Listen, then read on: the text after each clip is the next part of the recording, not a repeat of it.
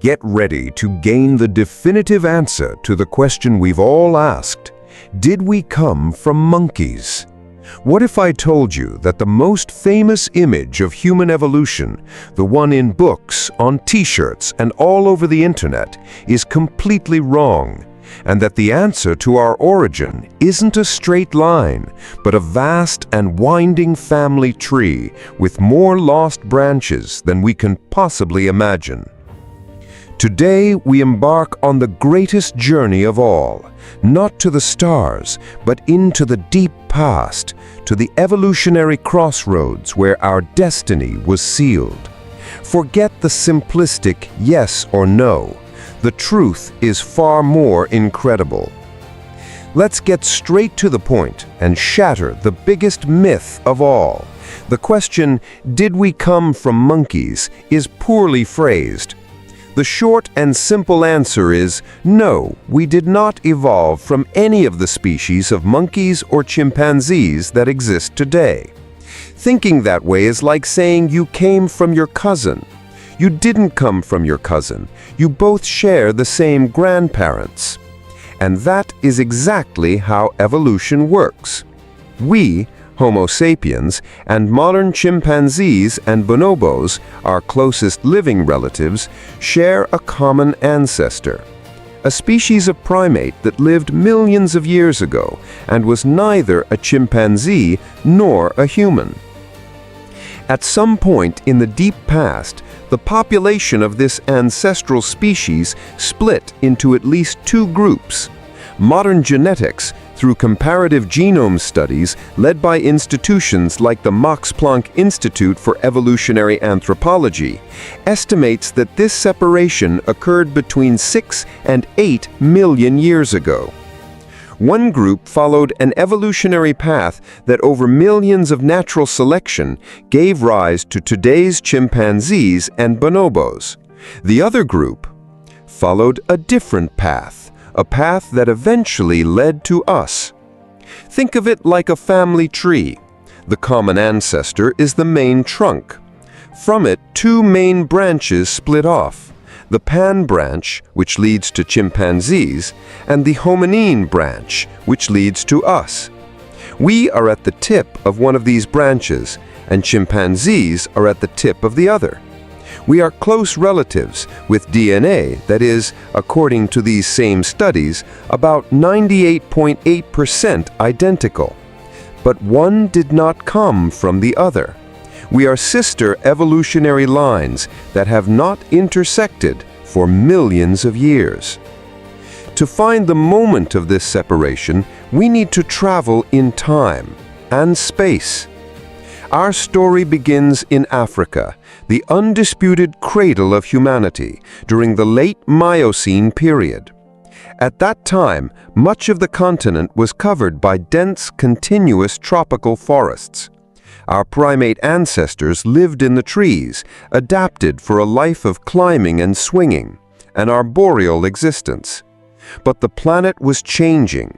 Powerful tectonic forces began to stretch and tear the Earth's crust in the eastern part of the continent, a process that would eventually create the Great Rift Valley, a geological scar visible from space.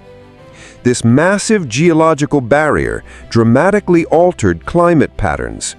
The West remained humid, preserving the forests, but the East, in the shadow of the new mountains, began to become progressively drier and more seasonal. The tropical forests shrank, fragmented, and gave way to a new and challenging environment, the savanna, a mosaic of open woodlands and vast grasslands. This change was a catastrophe for many species, but for others it was an opportunity. For our ancestors living in the East, the savanna floor was a new and dangerous place, full of predators like saber-toothed cats and giant hyenas. But it was also full of new food sources, like roots, tubers, and animal carcasses. And it was here, in this arena of danger and opportunity, that the first great adaptation of our lineage arose, an adaptation that defines us to this day and marks the beginning of our branch on the tree of life. Bipedalism, the act of walking on two legs. For a long time, the popular idea was that the big brain came first, that our intelligence is what made us human. But the fossil evidence has told us a different and much more interesting story. The first thing that separated us from other apes was our posture. And the oldest and most spectacular evidence of this comes from Chad, in the heart of Africa. In 2001, a team led by French paleontologist Michel Brunet discovered a fossilized skull nearly 7 million years old. It was nicknamed Tumai, which means hope of life in the local language. Tumai, of the species Sahelanthropus chadensis, had a tiny brain, about 350 cubic centimeters, the same size as a chimpanzee's. Its teeth and face were a mixture of primitive traits, but it held a revolutionary secret at the base of its skull, the foramen magnum, the hole where the spinal cord connects to the brain. In quadrupeds like chimpanzees, which walk on their knuckles, this hole is positioned at the back of the skull, at an angle. In Tumai, it was positioned directly underneath the skull, centrally. There is only one reason for this anatomy. It held its head erect and balanced on a vertical spine. Tumai walked on two legs. Why was this change so important? Walking upright on the savannah freed the hands, which were previously used for locomotion, for a universe of new possibilities, carrying food to safe places, carrying tools, and crucially, carrying helpless infants. Standing up gave it a higher vantage point to spot predators over the tall grass, and as biomechanical studies show, it is a much more energy-efficient way of moving over long distances, which is essential in the sparse savanna. It was a risky bet, one that made us slower and more unstable, but it paid off. Tumai and other contemporaries like Auroran tugenensis from Kenya were the pioneers. They were not human, but they took the first literal step on the path that would lead to humanity. Walking on two legs was the first great revolution of our lineage. Considering the dangers of the savannah, what do you think was more impactful about this change? The ability to carry things with free hands, or the ability to see farther to avoid predators? Leave your opinion below. After millions of years of evolutionary experimentation with different types of bipeds, a new group of hominins emerged and dominated the African landscape for over 1 million years, the Australopithecines. And the undisputed star of this group is Lucy. Discovered in 1974 by Donald Johanson in Hadar, Ethiopia, the skeleton of Lucy, an Australopithecine afarensis from 3.2 million years ago, has given us an incredibly detailed picture of what it was like at this crucial stage of our evolution. Lucy was small, just over 1 meter tall. Her skeleton from the neck down was a fascinating mix of the old and the new. Her pelvis was low and wide, and the angle of her femur to her knee was very similar to ours, features unequivocally adapted for efficient upright walking. The famous Laetoli footprints in Tanzania, preserved in volcanic ash 3.6 million years ago by Mary Leakey, confirmed this spectacularly. They showed 2 or 3 individuals of Lucy's species walking together on 2 legs with an almost modern gait. But Lucy had not completely abandoned the past. Her arms were long in proportion to her legs, and her fingers and toes were long and curved, traits perfect for grasping branches. This tells us that although they were efficient bipeds on the ground, they still spent a lot of time in the trees, likely to gather fruit, to escape from predators, and to sleep safely at night. Lucy lived a hybrid life between 2 worlds, the savanna floor and the safety of the trees. And her brain? It was still small, about 450 cubic centimeters, only slightly larger than a chimpanzee's. She and her species were proof that bipedalism long preceded the big brain, but her lineage was getting ready for the next great revolution. Around 2.5 million years ago, something changed. The African climate became even drier and more unstable, and the competition for plant-based foods became fierce. It was in this pressure cooker scenario that a new genus arose, a genus to which we belong, the genus Homo.